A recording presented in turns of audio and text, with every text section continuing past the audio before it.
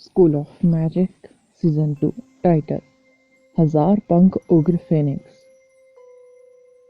नहीं, क्या यह नहीं है? फिलिप आश्चर्यचकित होकर आदर्श को घूर रहा था, जो एक उग्र दानव में बदल गया था। किसी को भी उसकी वर्तमान स्थिति में देखना दुर्लभ था, जब तक कि फायर एलिमेंट पर उसका नियंत्रण अत्यंत उत्कृष्ट लेवल तक न पहुंच गया हो। फिलिप ने करीब से देखा और आदर्श से एक अलग जीवन रूप को महसूस किया। एक मौलिक समनिंग बीस्ट जो समनकर्ता को अपने पास रखने की क्षमता रखता है। फिलिप को एहसास हुआ, उसका चेहरा तुरंत ठंडा पड़ गया। आदर्श में लगी आग की लपटों ने उसके आसपास की बर्फ को टुकड़े टुकड़े कर दिया था। तेज लपटें तुरंत फैल गई और चमकीले धधकते लाल पंखों का आकार ले लिया। पंखों से पंखों का एक जोड़ा बन गया। पंखों से निकलने वाली लपटें आदर्श को आगे की ओर धकेलती है। ताकत से भरी एक उल्कापिंड फिस्ट अंधेरे में बहकी एक उग्र अजगर का आकार ले लिया, जो फिलिप के शरीर में घुस गया। फिलिप पीछे हटने की योजना बना रहा था, लेकिन आदर्श की गति बहुत चौंकाने वाली थी। फिलिप को अपने सामने बर्फ की कई पहाड़ियों को सक्रिय रूप से बुलाने के लिए दोनों हाथों का उपयोग करना पड़ा। बर्फ की पहाड़ियां लगभग 5 मंजिला अस्पताल जितनी ऊंची थी। एक साथ रखने पर उनकी मोटाई एक इमारत जितनी चौड़ी थी। हालांकि जब उल्कापिंड बर्फ की पहाड़ियों से टकराया तो वे तुरंत सफेद धुएं में बदल गए और तितर बितर हो गए। मुक्के के झटके ने फिलिप को उड़ते हुए नीचे गिरा दिया। फिलिप एक खाली सड़क पर गिरा। जैसे ही उसने आदर्श पर नजरें जमाई, उसने तुरंत खुद को स्थिर कर लिया। बच्चा दूसरे दिन की तुलना में बिल्कुल अलग व्यक्ति जैसा था। फिलिप ने स्वीकार किया कि उसने आदर्श की ताकत को थोड़ा कम मांगा था, फिर भी बच्चे को अभी भी उसके सामने कोई मौका नहीं मिला। Ice Phoenix! फिलिप के चिल्लाने पर अनगिनत छोटे बर्फ के क्रिस्टल उसके ऊपर स्पष्ट किनारों के साथ एक आइस फिनिक्स में मिल गए। फिनिक्स से 4 बर्फीले पंख पूरी तरह से सड़क को ढक सकते थे जब वे पूरी तरह फैल गए। जैसे ही आइस फिनिक्स दिखाई दिया, सड़क के दोनों ओर की इमारतें तुरंत जम गई। बर्फीली सफेद ऊर्जा ने उसके संपर्क में आने वाली हर चीज को बर्फ की मूर्तियों में बदल दिया। आइस फिनिक्स ने अपने पंख फड़फड़ाए और बड़ी ताकत से आदर्श पर उड़ गया। आदर्श फिनिक्स से अत्यधिक विनाशकारी बर्फ ऊर्जा को महसूस कर सकता था। आइस फिनिक्स को अपनी ओर आते देख आदर्श की पीठ पर लगे पंखों से तुरंत आग की लपटें निकली और उसे आकाश में उड़ा दिया। हालांकि आइस फिनिक्स ने भी अपने पंख फड़फड़ाकर और उसका पीछा किया, जैसे कि वह जीवित हो। आदर्श के पंखों ने उसे उड़ने की क्षमता नहीं दी। इसने उसे आगे बढ़कर केवल अस्थायी गति बढ़ाने का काम किया। जब उसने आइस फिनिक्स को सड़क से दूर उड़ते हुए देखा और आकाश में उठते देखा, तो उसने तुरंत खुद को डिजास्टर फ्लेम्स और रोज फ्लेम्स से बचाने के लिए आग की लपटों को अपने ऊपर इकट्ठा कर लिया। टकराना! आइस फिनिक्स जब आदर्श के पास पहुंचा तो टुकड़े टुकड़े हो गया।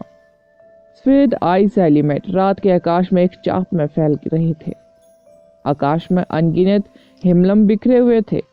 ऐसा लग रहा था जैसे आवासीय क्षेत्र पर बर्फ का एक विशाल बादल मंडरा रहा हो, जो शहर की रंगीन नियन रोशनी को चमक में प्रतिबिंबित कर रहा हो।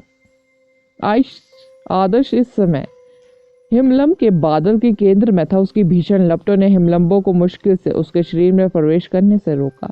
हालांकि वह इस समय मुश्किल में था, जैसे वह बर्फ की झील में गिर गया हो। अगर वह इधर उधर घूमने की कोशिश करेगा तो आइस के टुकड़े उसे टुकड़ों में कुचल देंगे। तोड़ो तोड़ो तोड़ो! आदर्श ने अपनी मुट्ठियां इधर उधर फेंक दी, जिससे उसके आसपास के बर्फ के टुकड़े टूट गए। टूटे हुए टुकड़े आसमान से गिरे और नीचे सड़कों और घरों तक पहुंचने से पहले ही पानी में बदल गए। आखिरकार आदर्श के बादल में एक बड़ा छेद तोड़ने में कामयाब रहा। पिघली हुई बर्फ झरने की तरह सड़कों पर गिरने लगी। आदर्श आइस के टुकड़ों से बचकर एक बर्गर की दुकान की छत पर जा गिरा। इससे पहले कि वह खुद को वापस गर्म कर पाता, उसे तुरंत सभी दिशाओं से हिमलम्बों के उड़ने का एहसास हुआ। प्रत्येक हिमलम्ब लगभग 6 मीटर लंबा था और ब्लेड की तरह तेज था, जिससे उसके भागने के हर संभावित रास्ते को बंद कर दिया गया था। यह देखकर आदर्श ने तुरंत अपने शरीर में जलती हुई लपटें निकाली। ज्वाला का एक धधकता हुआ खंभा आकाश की ओर उठा। आदर्श के उग्र स्तंभ से टकराने के बाद हिमलम तुरंत पिघल गए। इतनी गर्मी थी कि आसमान में बर्फ का बादल भी धीरे धीरे वाष्प में बदल रहा था। अभी भी जादू का उपयोग करने की कोशिश कर रहे हैं? आदर्श ने फिलिप की ओर देखा और अपनी हथेली उसकी ओर बढ़ा दी। पास की एक इमारत से एक बड़ा बिल बोर्ड सीधे फिलिप के सिर पर गिर गया। फिलिप ने सिर उठाया। बिलबोर्ड लगभग एक कार जितना भारी था, अपने तारों को घसीटते हुए गिर रहा था और चिंगारी भड़क रहा थी।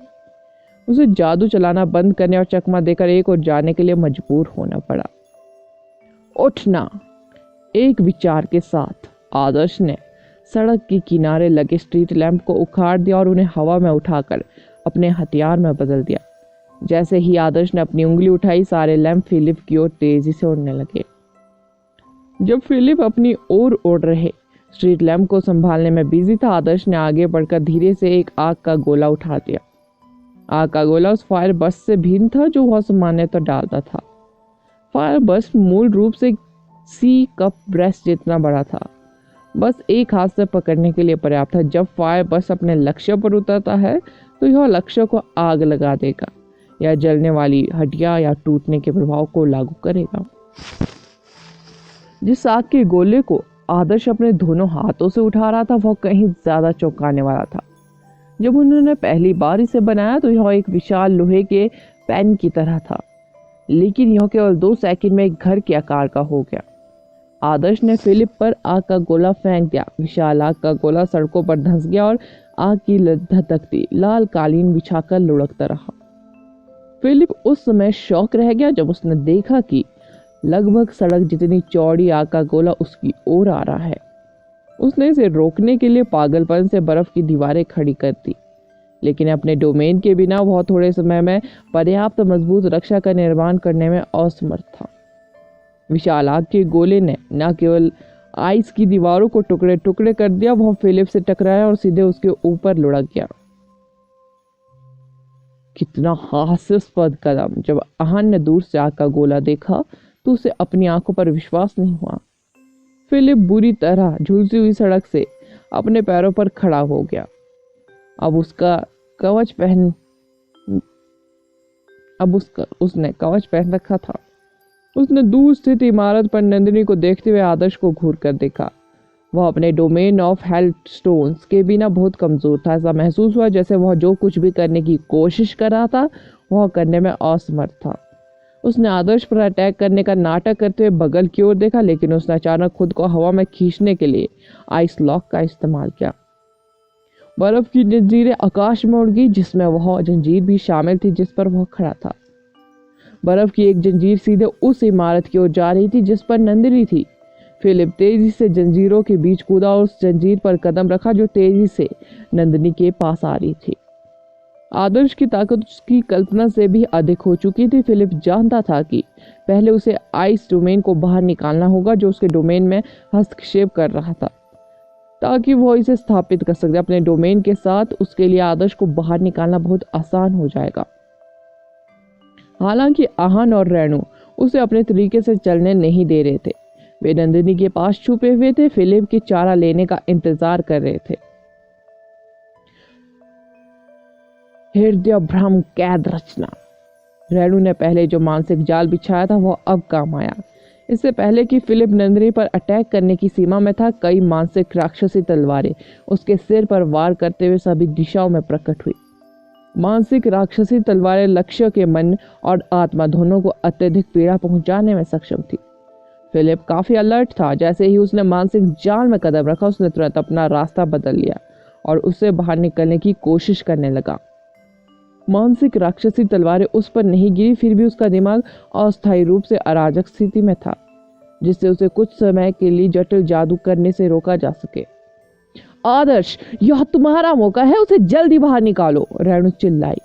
आदर्श बिल्कुल फिलिप की पूंछ पर था। वह फिलिप की गति की बराबरी करने में सक्षम था, विशेष रूप से उग्र पंखों की मदद से जो उसे रॉकेट की तरह आगे बढ़ा रहे थे। वह तुरंत मिसाइल की तरह आगे की ओर उछला।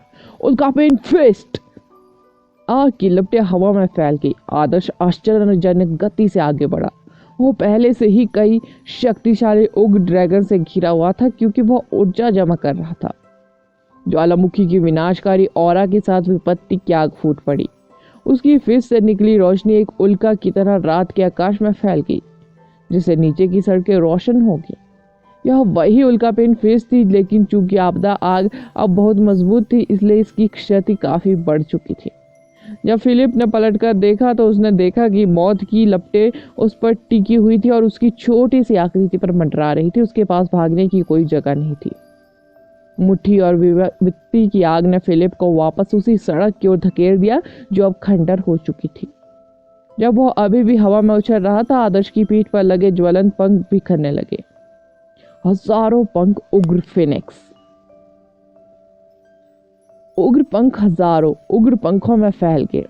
आदर्श के चारों ओर की जगह की सितारों की तरह रोशन कर दिया। आग की लपटों का एक शक्तिशाली प्रभामंडल।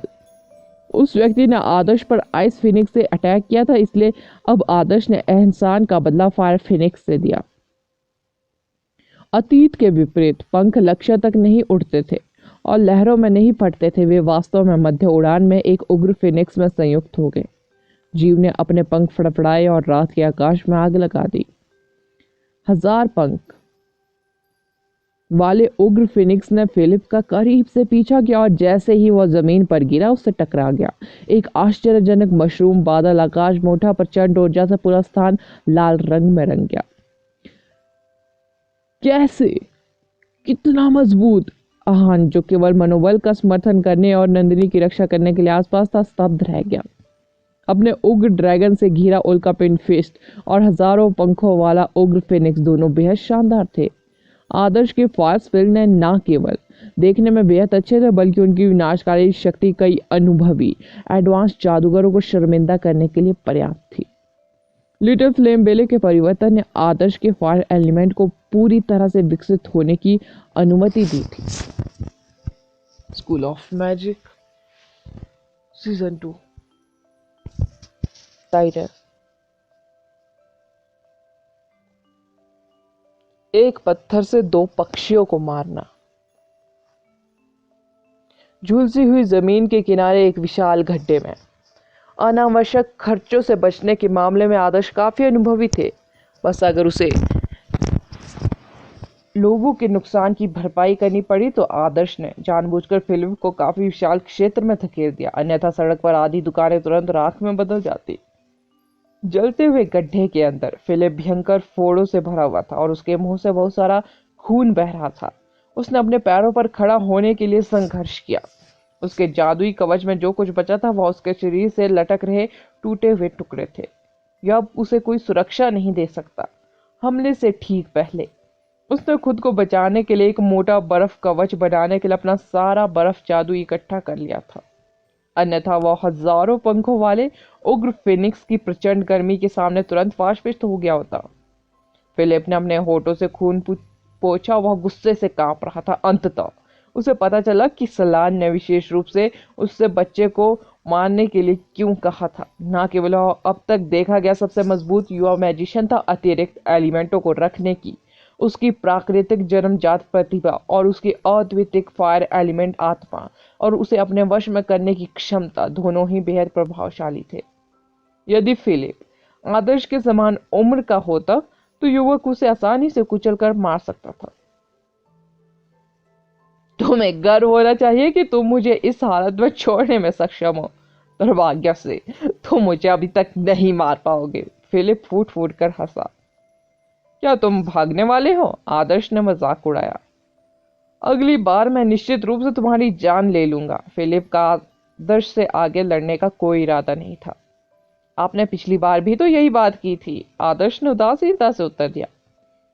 फिलिप की उग्र आंखें जानलेवा ढंग से चमक उठी। हालांकि अपने डोमेन के बिना उसके पास आदर्श को मारने का कोई मौका नहीं था। इन युवा जादूगरों ने इस बार उसे खड़ा किया था। उसका अंत केवल इसलिए हुआ क्योंकि वह उनके जाल में फंस चुका था। हालांकि एक बार उसका डोमेन पुनः प्राप्त हो जाने पर वह इन बच्चों को आसानी से मार सकता था। फिलिप पलटा और अपनी जान बचाकर भाग गया। उसे आदर्श द्वारा उसका पीछा करने का डर नहीं था क्योंकि उसका डोमेन जल्द ही ठीक हो जाएगा। अगर आदर्श ने वास्तव में उसका पीछा करने का फैसला किया तो वह खुद को मार डालेगा। फिलिप जल्दी से दूसरी सड़क पर भाग गया। वह पीछे मुड़ा और देखा कि आदर्श उसका पीछा कर रहा था, फिर भी वह बहुत पीछे नहीं आ रहा था। सौभाग्य से पवित्र हॉल के जादूगर उपस्थित नहीं हुए। फिलिप ने राहत की सांस ली। आदर्श उनकी सबसे बड़ी चिंता नहीं थी। अपने डोमेन के बिना भी आदर्श को उसे मारने में अभी भी परेशानी होगी। जब तक पवित्र हॉल के जादूगर यहाँ नहीं थे, कोई भी संभवतः उसे भागने से नहीं रोक सकता था। बस थोड़ी देर और वह जल्द ही अपने डोमेन को पुनः प्राप्त कर लेगा। अब यह फिलिप की सबसे बड़ी चिंता थी। उसे आदर्श को गंवाने का अफसोस होने लगा था जब उसे एहसास हुआ कि उन्होंने उसके लिए जाल बिछा दिया है, तो लड़ाई जारी रखना मूर्खतापूर्ण था। एक जल्लाद किसी भी समय अपने लक्ष्य को मार सकता था, उसके लिए इसमें जल्दबाजी करने का कोई कारण नहीं था। जब तक वह जीवित था। तो क्या आप शैतान नगरी के जल्लाद सालन के नौकर हैं? फिलिप के पीछे अचानक एक भयानक आवाज प्रकट हुई। फिलिप शॉक था। वह तुरंत पीछे मुड़ा और 10 मीटर से भी कम दूरी पर एक ठंडे काले चेहरे वाले आदमी को देखा। यह लड़का उसके पास कब आया? जब उसने थोड़ी देर पहले उस स्थान की जांच की तो उसे यकीन था कि आसपास कोई नहीं है। फिलिप ने तुरंत प्रतिक्रिया व्यक्त की। उसने तुरंत अपने मैजिक बूट्स एक्टिवेट किया और प्रकाश की किरण में बदल गया और गली की ओर बढ़ गया। गली में रोशनी तेजी से फैली और लाइटनिंग की गति से कोने में घूम गया। 5 गलियों में दौड़ने के बाद ही फिलिप की गति धीमी हुई, हालांकि आगे की जगह मुड़ने लगी। एक रहस्यमय चांदी की चमक के साथ वही आदमी उसके ठीक सामने प्रकट हुआ। उसकी आंखें क्रोध और घृणा से फिलिप को घूर रही थी। फिलिप शॉक था। उस आदमी को कुछ परिचित सा लगा। वह चीनी राष्ट्रीय टीम के सदस्यों में से एक लग रहा था। फिलिप ने इससे पहले टीम की जांच की थी और वह व्यक्ति उनका कैप्टन लग रहा था। जब उसने पहली बार आदर्श पर चुपके से अटैक किया था तो वह आदमी आसपास नहीं था। हालांकि फिलिप की नजर में राष्ट्रीय टीम में कोई भी उसे आदर्श को मारने से रोक नहीं सकता था। हालांकि जब फिलिप वास्तव में चीनी राष्ट्रीय टीम के कैप्टन के रूप में सामने आया तो वह एक खतरनाक ऑरा को महसूस करके आश्चर्यचकित रह गया। चीनी टीम के कैप्टन का ऑरा देखकर फिलिप शॉक रह गया। इस लड़के की कल्टीवेशन, एक राष्ट्रीय टीम का छात्र इतना मजबूत कैसे हो सकता है? राक्षस अत्याचार। वेद अपना हाथ पंजे में कसकर बंद कर गए। फिलिप के पीछे बने दानव ने एक भयानक लाल चमक छोड़ी क्योंकि उसने फिलिप के गले को दोनों हाथों से पकड़ लिया था। फिलिप के गले पर तुरंत एक चौंकाने वाले पंजे का निशान दिखाई दिया। इस बीच राक्षस ने उसकी आत्मा को उसके शरीर से बाहर खींच लिया। हमें आपको बाहर निकालने के लिए पवित्र हॉल के जादूगरों की जरूरत नहीं है। आदर्श अंततः इमारतों की छतों के बीच कूदकर पहुंचा और फिलिप के सामने उतरे। वेद लंबे समय से पहले से ही घायल फिलिप का इंतजार कर रहा था। एक बार कर्स पिल का प्रभाव पड़ने के बाद उस व्यक्ति के पास भागने का कोई मौका नहीं था। क्या उसने गंभीरता से सोचा था कि वह एक स्पेस मैजिशियन से दूर भाग सकता है जो पलक झपक सकता है? आगे बढ़े और जितनी तेजी से दौड़ सके दौड़े। एक स्पेस मैजिशियन अंत तक सिगरेट पी सकता है और फिर भी उसे पकड़ने में कोई परेशानी नहीं होगी।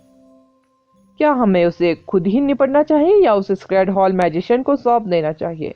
आदर्श ने पूछा। आइए हम उसे पवित्र हॉल मैजिशियन को सौंप दे। आपको कुछ जानना है? वेद ने कहा।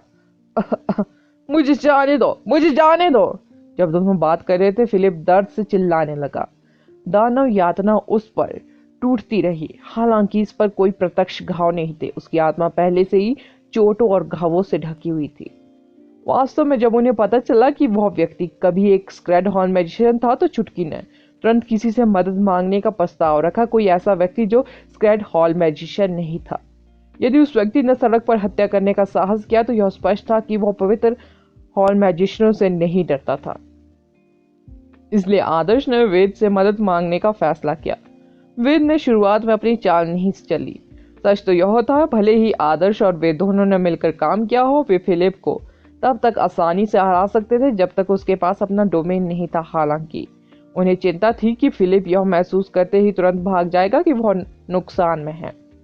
क्योंकि वे यहाँ न्यूयॉर्क में जल्लाद को बाहर निकालने के लिए दृढ़ थे, इसलिए वे उसे भागने नहीं दे सकते थे।